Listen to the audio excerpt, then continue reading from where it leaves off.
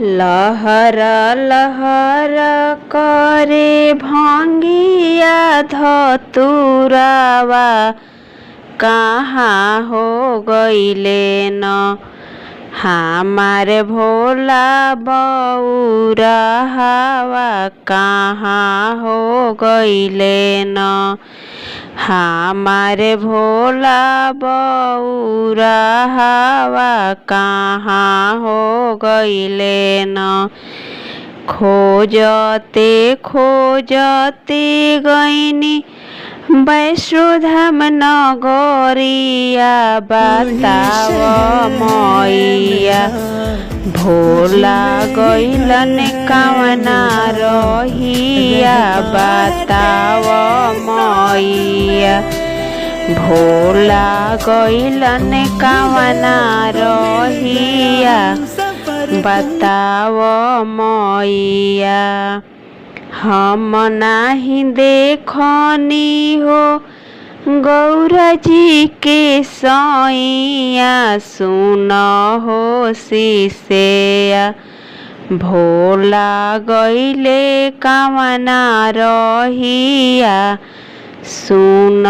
हो शिष्या खोजते खोजते गइनी कल काता नगरिया बताव मैया हमारे भोला जी के रहिया बताव मैया खोजते खोजते हम चर्चा में गइनी सुनए बहिना हमारे भोला बउरहावा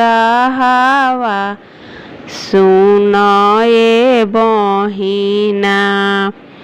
पहिला में दया मंगनी दूसरा में चर्चा सुनए बहिना